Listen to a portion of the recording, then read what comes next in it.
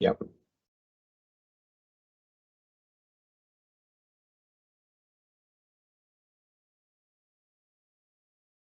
Hi, good evening. Thank you for coming along to this webinar this evening, where we're going to be talking about the new Southgate station to Palmer's Green station walking and cycling route. If we go to the next slide, please.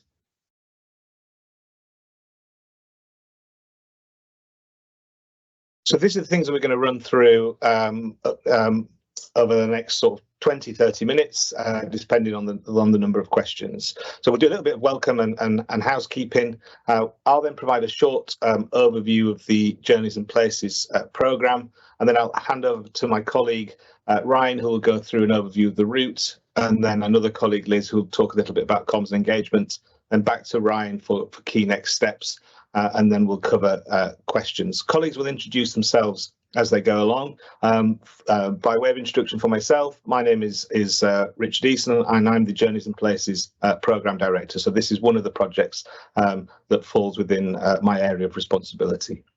Okay, next slide, please.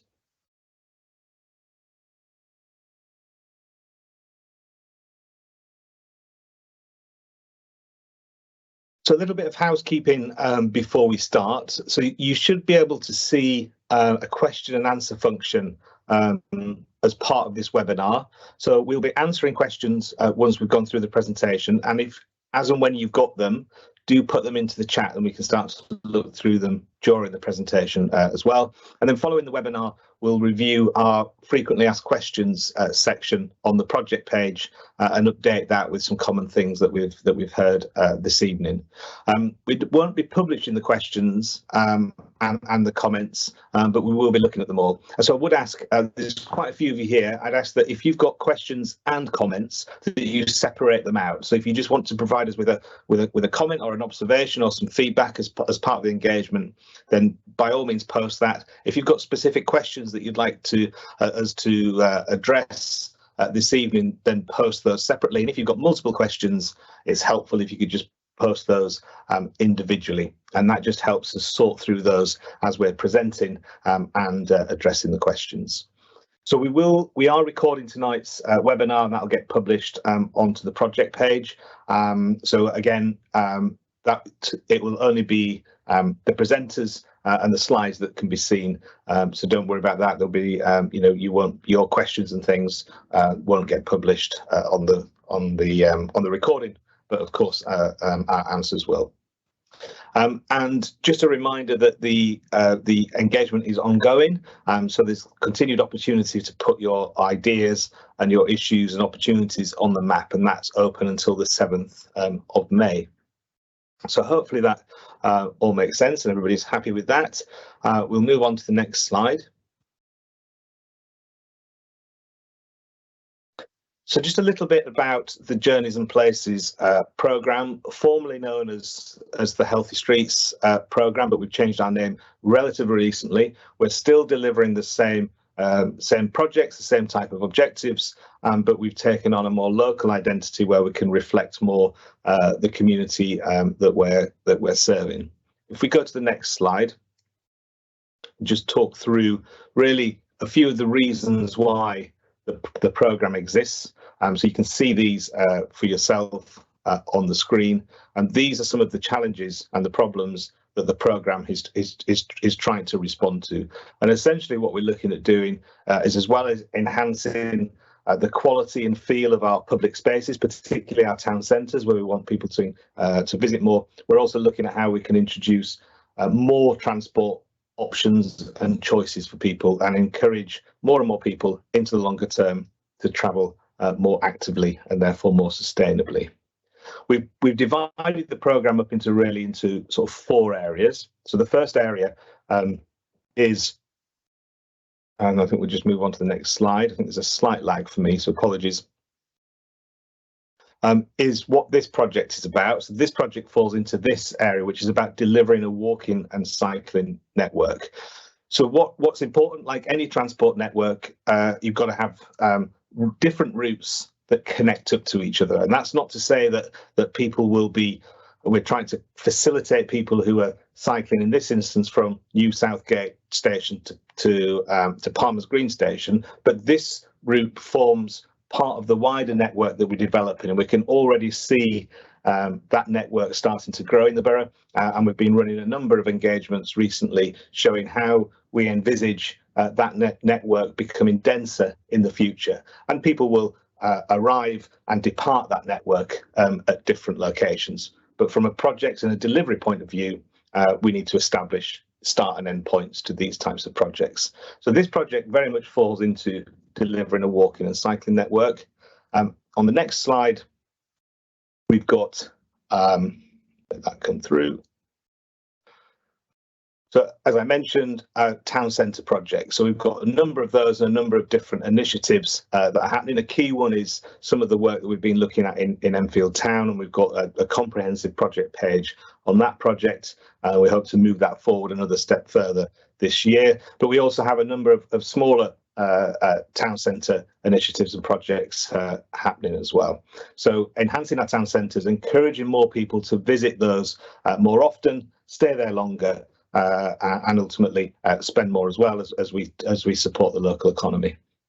The next area is about neighbourhoods. So what can we do in our residential areas to make those roads safer for everybody, and again to create an environment where we can enable more people to walk, wheel and cycle. And some of the projects that we're looking at today will also run through residential areas, and the types of interventions that we look at for those particular schemes, and I think Ryan will come on to, will vary depending on what type of road it is. We'll cover that a little bit further later on. And then the final category, the final area of our work is really about informing and inspiring people about active travel. So we've got a number of initiatives here, including cycle training, but we also run various activities and events. We've got doctor bike services, and generally just being able to have a conversation with the community about how people can get going with active travel and the types of things that we can do to support them. And there's lots of information about that on our website, and I'd encourage you to have a look at that. So that hopefully provides a little bit of an overview of the programme. And now I'll pass to Ryan, who'll go into the specifics a little bit more of this particular project. Thank you, Richard. Good evening, everyone. I'm Ryan Hicks, the project manager delivering the new Southgate Station to Palmer's Green Station walking and cycling route.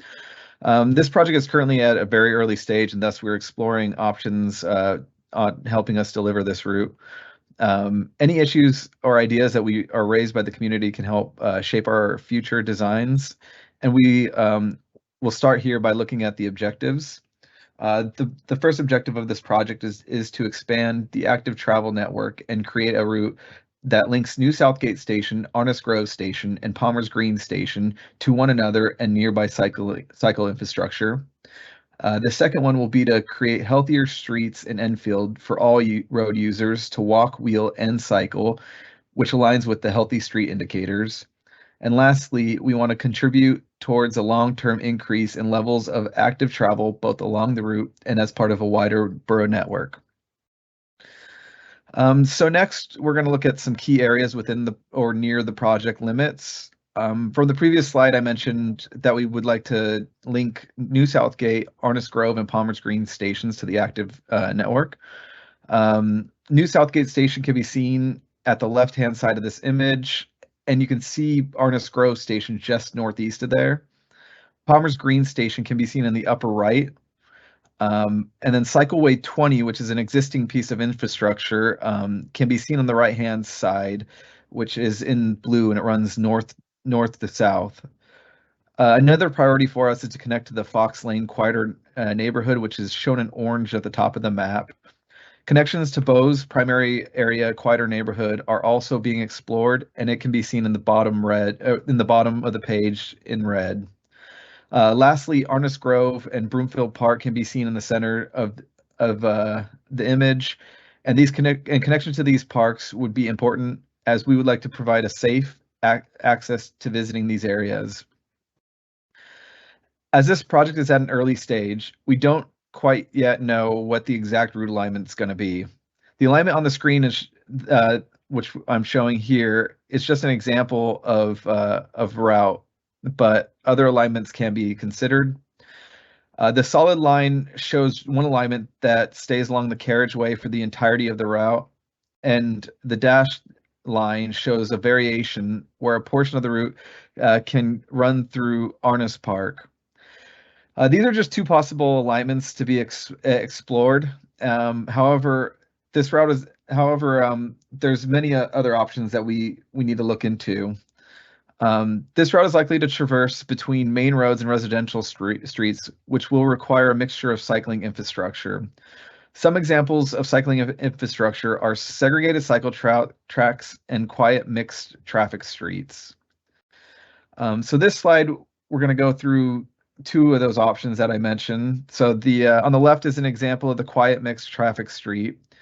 These are active travel routes where traffic is generally quieter, like on a lightly trafficked back street. The options would be less expensive and have less of an impact on the area, as it would require minimal changes such as adding wayfinding signs and minor upgrades to the carriageway and potential upgrades to pavement. However, traffic volumes would need to be low enough for this option to be implemented. An example of a segregated cycle track can be seen to the right.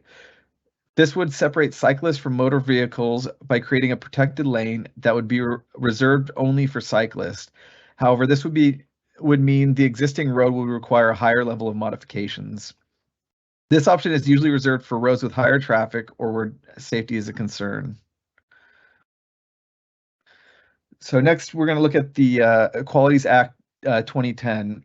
So the Equalities Act 2010 defines the following characteristics to be considered throughout the design: age, disability, gender reassignment, marriage and civil partnership, pregnancy and maternity, race, religion or belief, sex, sexual orientation, and then Enfield Council also considers socioeconomic status as an additional characteristic. During the design phase, an equalities impact assessment will be undertaken, which considers how the proposed project will have a positive or negative impact on each of these characteristics. Mitigating actions are then considered for any negative impacts which have been found during the assessment. A typical example might be the consideration of the footway widths to account for wheelchair users or prams. So some other design features that we are considering for this project can be seen here. The first of these are rain gardens. Potential rain garden locations could be proposed throughout the alignment to create green space and capture surface water. Rain gardens collect stormwater, which then filters contaminants and reduces flooding. The rain gardens will be planted with a mix of grasses and wildflowers that are attractive to pollinators and night foraging insects. Next, we have pedestrian and cycle crossing facilities. These crossings will be constructed wherever necessary to enable a safe road crossing for individuals walking, wheeling, or cycling. Lastly, we have wayfinding. Wayfinding signs and markings will be installed along the route to help users navigate throughout their journey. Two examples can be seen at the right hand of the screen. And I will now hand it over to Liz to discuss communications and engagement. Thanks, Ryan. Hi, everyone. My name's Liz Rhodes. I am the Journeys and Places Communications and Engagement Lead. I'm going to be talking to you a bit about some of the activities that we've delivered so far in terms of communications and engagement, and a bit about the current engagement opportunity. So many of you will have already seen and perhaps visited the project page. So that's live at the link that's shown on the screen there.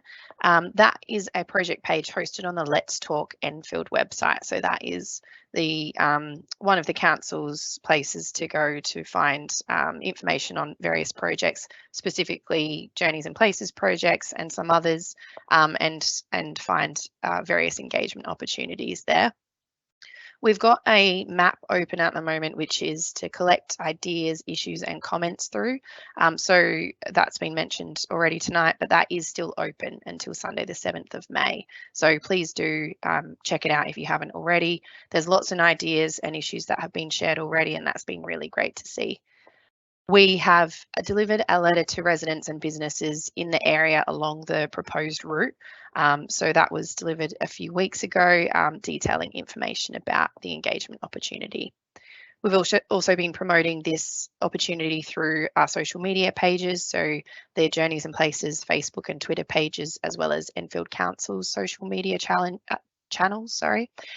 We have this webinar tonight, and we've also been engaging various stakeholders, so Transport for London, Network Rail, and emergency services, who we meet with fairly regularly. We will be sharing any updates on this project as it progresses through the project page, and any further information about other opportunities to engage on this project, including if it does progress to a statutory consultation period, will be posted on the page, and residents will be informed by letter. Next slide, please. So this slide shows the map that is collecting ideas and issues on the project page. You can see here that you place a pin with either your issue that you want to comment on, that may be something in relation to ease of walking and cycling in the area, and similarly for ideas. So if you've got any suggestions as to how to improve this particular route for people walking and cycling, even if it's something about seating along the way, then please share through this map. Next slide, please. The project page also hosts a range of information, including frequently asked questions, key dates, other information on the project.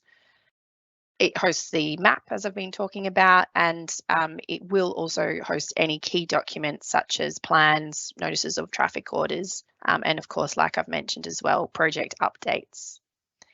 Next slide, please. So I'm going to hand back to Ryan now, who's going to cover over key next steps.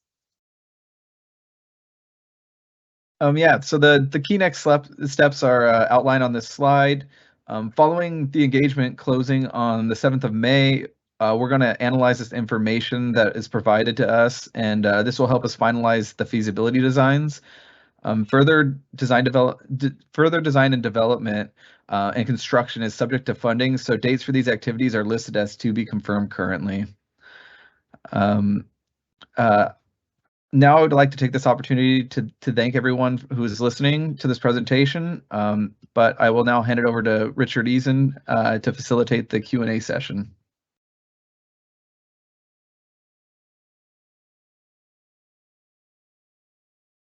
Okay, thank you. Thanks, Ryan. Yes, so we've got a few questions and some comments coming through, so we'll be focusing on the questions. And like I say, do continue to submit those, and just bear with us as we work through them. I'll just do them chronologically because it'll be easier. So there's a question about a particular street and whether these plans would mean that there'd be any change to that. So I think, as Ryan has said, it really, at this stage, we don't know what type of intervention would happen on what road, but what we do, the intention is that much of this route would be on quieter residential streets, and we need to check what the level of traffic volume and the speed was on those roads, and as long as it falls below certain levels, then it's likely that the intervention would really be focused on, as Ryan's already said, on the wayfinding. So, for example, on a number of these roads, such as Seafield, for example, Broomfield Avenue, they've already historically seen measures that have reduced traffic cutting through there, and so it's only really lower level volumes of residential access. There's no reason then for us to do anything else on those roads, so there'll be no impact on residential parking, for example. But we're at a very early design stage. Well, at this time, just really looking at the alignment and getting your ideas to feed into that design stage. So I hope that's helpful, but you can come back at me in the questions. A question about whether we'll be recording this session. I think we've said that we are. It will be posted on the project page. And then a question about parks, and I think the observation that actually routes through the parks may be more preferable, particularly in the day, arguably less so at night, and is the possibility of wayfinding, two alternatives. And I think the answer to that is yes. and that's something that we'll need to look at as we move forward with the design. Some comments I think are relevant to something we said at a particular time, so it's difficult without the context to know what they might mean. Another comment about the possibility of using the parks and then a nighttime route on the streets.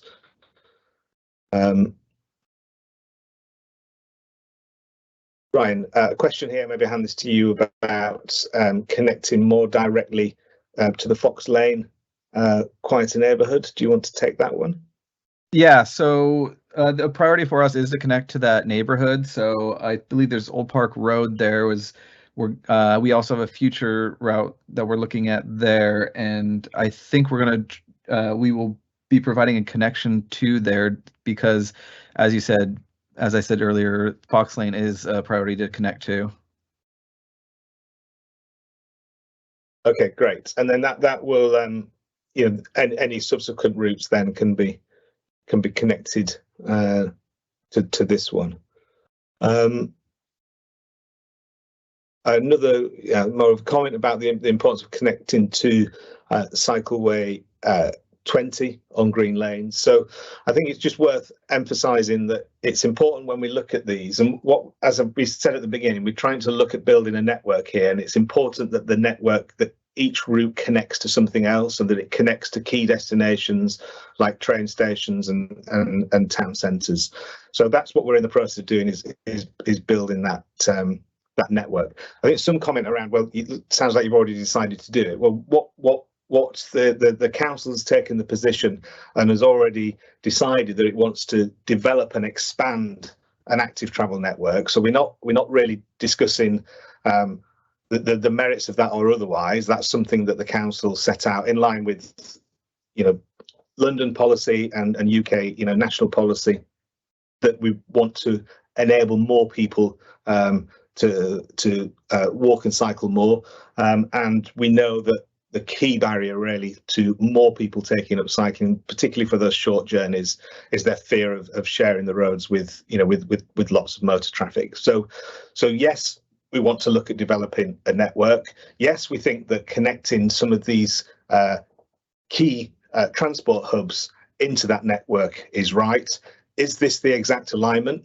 We're not sure, and I think Ryan set that out, and that's one of the reasons why we're doing the engagement at this stage, so that people can provide those comments, those issues, those ideas, and then once we've been able to look through that, we can then move on, once we settle on what we think maybe is the right alignment, into doing a bit more design work.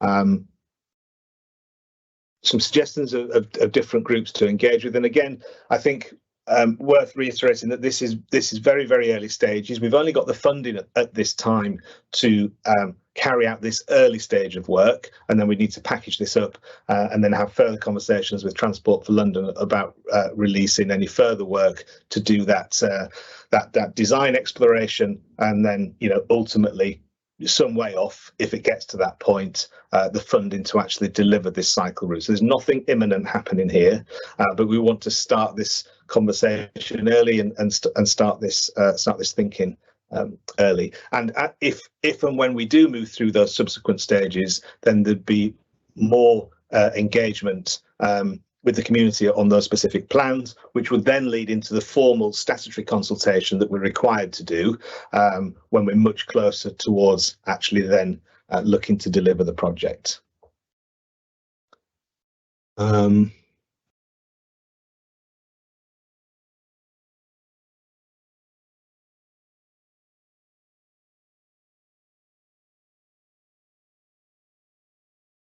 So a question about what the red lines, I think the lines might be red on the actual map, Ryan, online.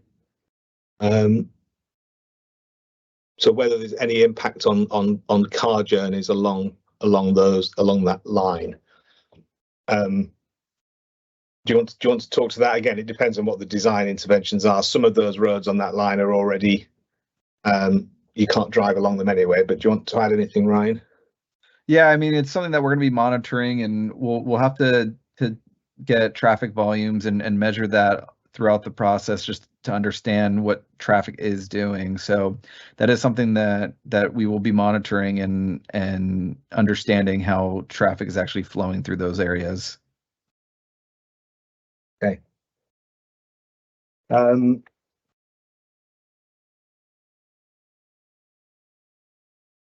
Again, more questions about why not plan the route through the parks.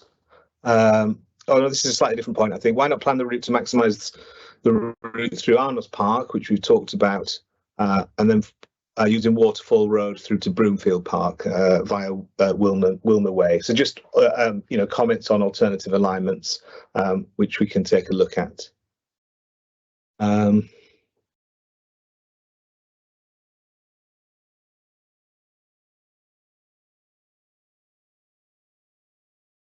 So some questions about the signage.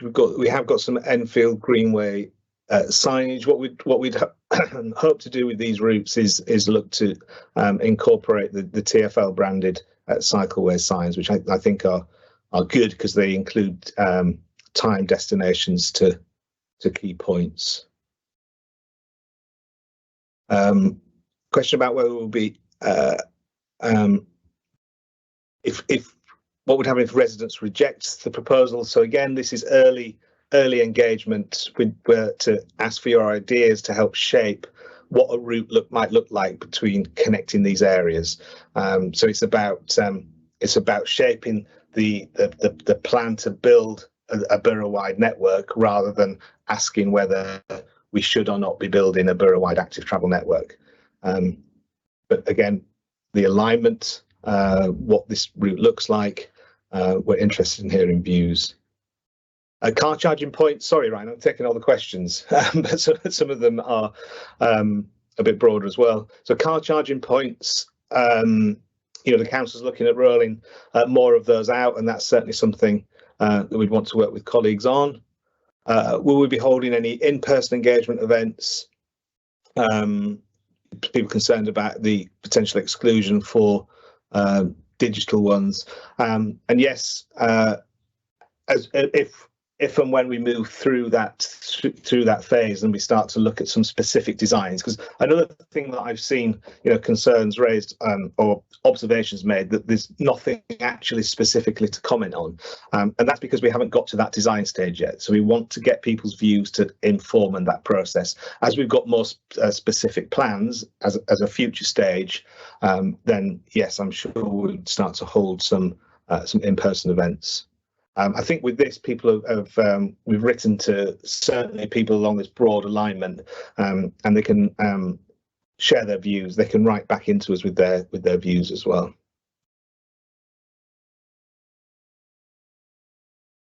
So, a question about funding. The funding for this at the moment, or for this phase, all comes from Transport for London. There's no Enfield Council funding used on this project at this stage. How that pans out in the future, I can't say with any certainty, but the intention would be to go back to Transport for London to ask for some further design funding. So a question about why connect stations. So I think is the purpose to connect the station for cyclists to then get on the train. So I think that's one thing. I think just comment about don't think bikes can go on trains. So I think it depends. Probably New Southgate out off peak you can, and I think Palmer's Green, although it's not entirely accessible to get a bike down there. But yes, I think as an outer London borough, what we're looking at, more people making what we call multimodal journeys. So that you may be walking to the bus stop, you might be cycling to the train station, and then using another means of transport to get to your end destination. So mixing up different modes of travel. I think to the point as well, that what we do need to, and we have been looking at, is some thoughts on how people can be confident about safely leaving a bicycle at a station if that's the type of journey that they're moving on. We've already delivered a couple of secure cycle hubs, and I think there's scope for more of that. Covered funding.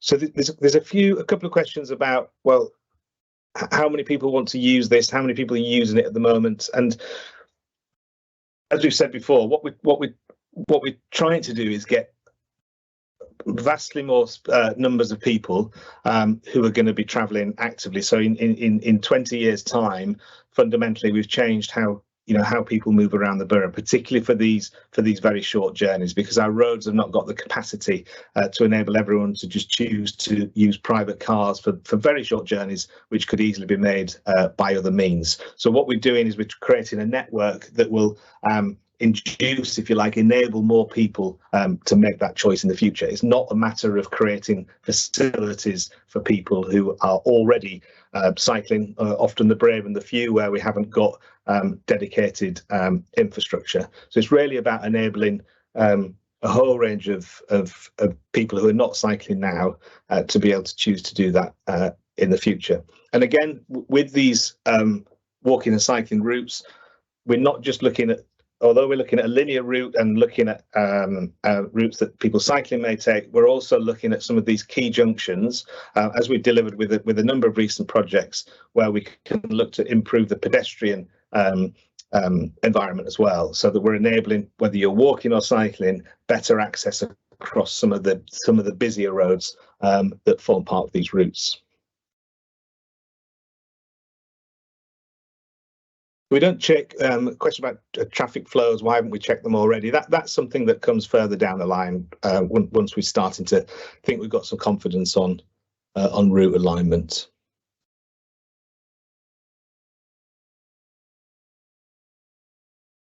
Other questions about other traffic counts, I think, for other projects. So that information will come, I think, later in the spring.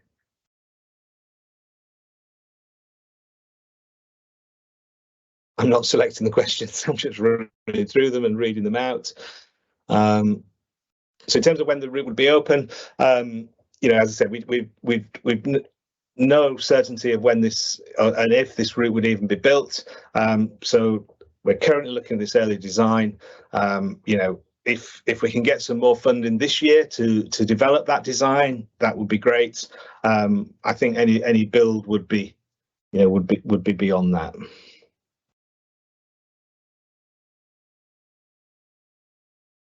Yeah.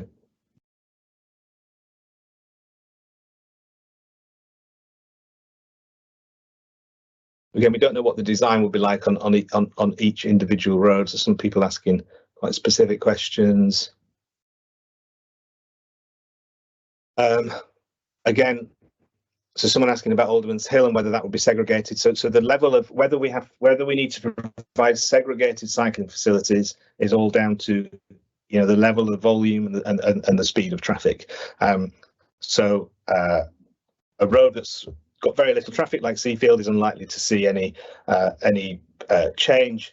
Alderman's Hill and that connection to Cycleway 20, that's a road that may well require some additional measures in order to sufficiently create a safe environment for cycling.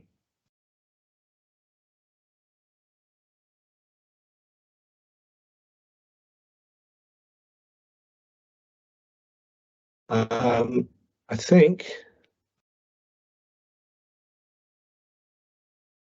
there's a question about levels of parking around Arna's Grove.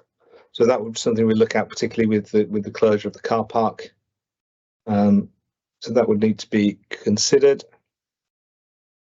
And like I said, so a number of these routes are already closed to through traffic. Whether there'd be any more of that or not, we'd have to look at as part of the design.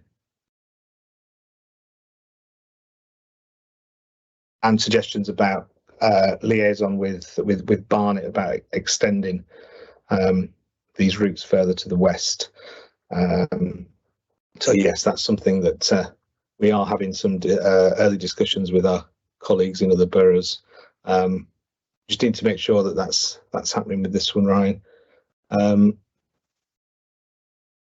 So a question around whether we expect to implement the schemes in the same order as they were being proposed. As I said, we have delivered, shared some ideas on quite a number of routes of late. No, I don't think the sequence with which we've delivered them necessarily determines the sequence the sequence in which we presented them at these webinars doesn't necessarily determine the sequence in which we might deliver them in the future. There'd be more work needs to go on to determine what order they might come forward in.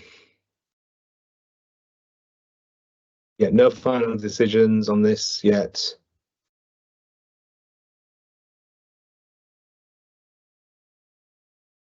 So yeah, I know I've not been very specific on timing. Someone's saying, well, is it 5 years or 10 years or less than 5 years? So I'd hope it would be within 5 years. Yeah,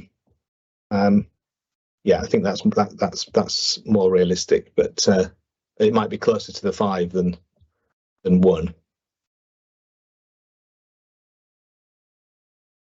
Okay. Oh, there is, sorry, a few more.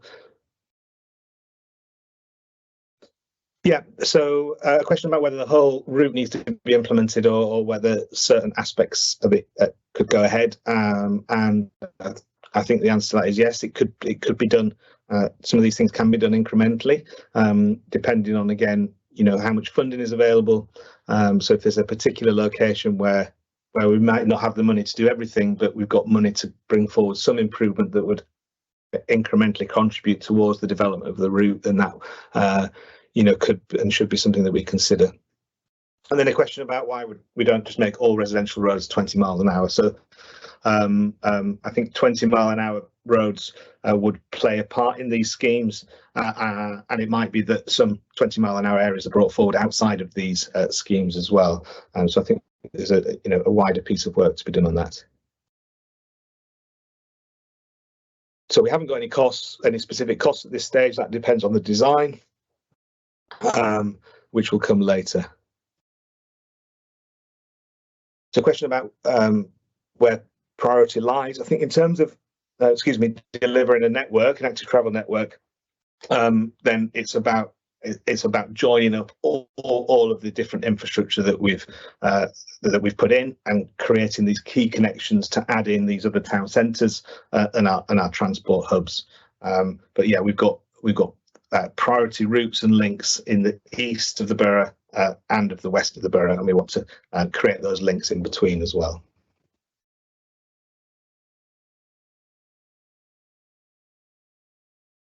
Okay, I think that's about it. So sorry you've had me answering all those questions. Sorry, Ryan. Is there anything you want to come back on, having looked through those questions, or comments, Ryan, that you want to make?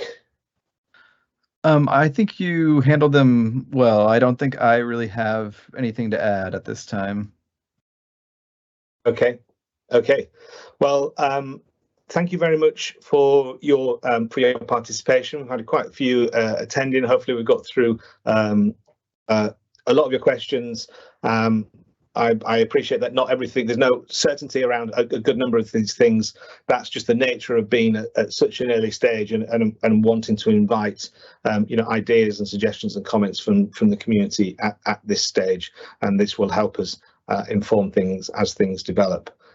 Thank you very much for coming along, giving your time. Thank you to Ryan and Liz for their time too, and we'll post this webinar up onto the project page. And remember that comments are open for a little bit longer yet, so please do add anything else that you want to do to the map, and the team will take all of these comments and questions presented tonight as we reflect and think about how the route might develop in the future. So thank you very much, and I'll end the webinar there.